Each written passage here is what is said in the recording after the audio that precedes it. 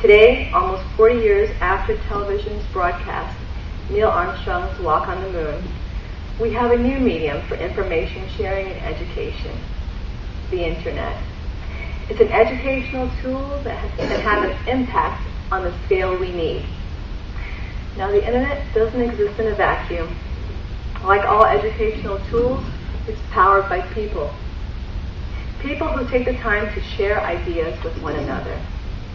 I believe it's a natural human tendency that when we find good information, we don't want to hold on to it, we want to share it. And in my early days in this movement, and today, I have been a grateful beneficiary of this human tendency to share. The good people at the meetings I attended were always patient with my questions. Questions like, what does USGBC stand for? U.S. Green Building Council. And what does fertilizer have to do with the environment? It's channeled through storm drains directly into our river. But as a stay-at-home mom who was also working from home at the time, I wasn't always able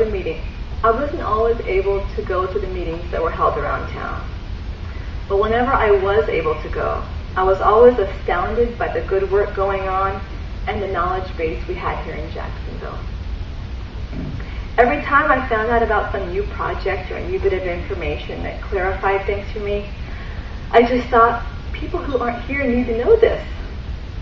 When I stumbled upon an online meetup group called Jacksonville Alternative Energy Future, as it was then called, and the meetup organizer stepped down soon after forming the group, I found an outlet to express my need to let other people know. I paid the fee to renew the contract and kept the meetup group alive, and immediately started writing and publishing articles on the website about everything I had learned.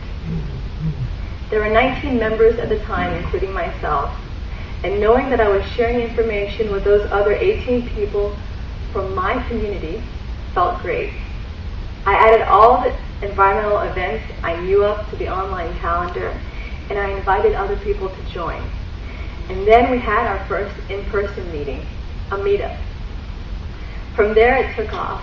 We now have more than 190 members who are ordinary citizens, local environmental leaders, and representatives from institutions and businesses. And we are getting new members all the time.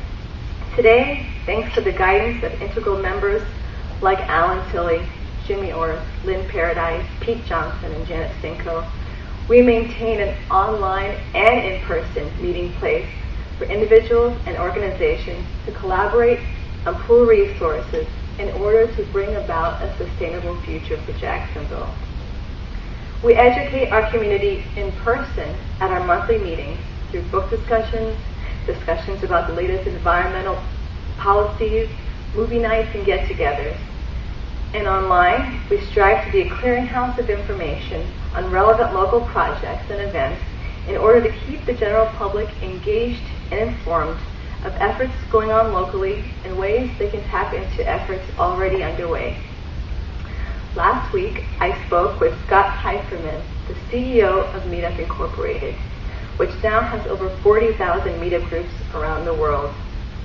He expressed real excitement about the possibilities for local sustainability initiatives facilitated by the Internet, and told me he sees in the near future hundreds more groups like ours popping up around the country. And I'm very excited to share with you that our presence is going to grow.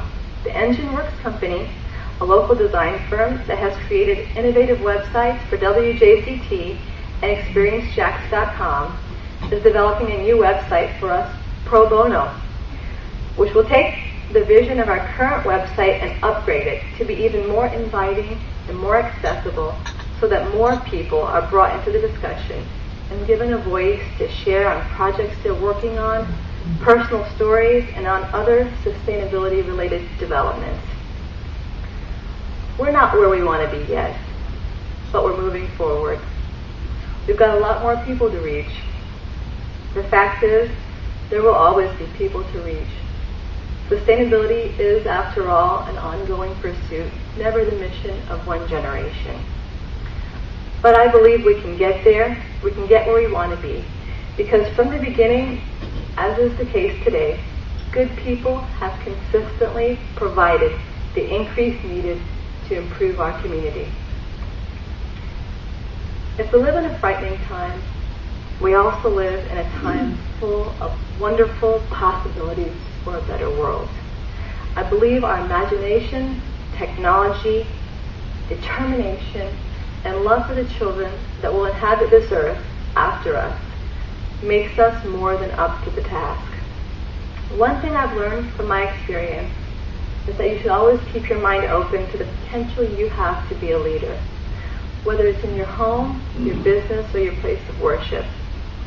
We each have a stake in making sure that this idea, the idea that we are connected and must live like the cherry tree, giving back in ways that replenish the system, is passed on. It is true that we are on the axis of the seesaw, but we need not descend. If there is a counterbalance, we can continue to move forward, and I'm hopeful that we will. In the future, I see a world that's technologically advanced, but also ecologically regenerative. I see solar panels on every roof and a distributed energy network where each rooftop harnesses energy that feeds into and reinforces a centralized energy grid. I see streamlined public transportation that allows us to maintain our sense of freedom, and building construction that integrates with the environment, food and water that are free of toxins. I see a world in which every product is manufactured with biological nutrients that can be returned as food to the environment, with the other components being used again and again in closed cycles. A world where green roofs are viewed as things of beauty.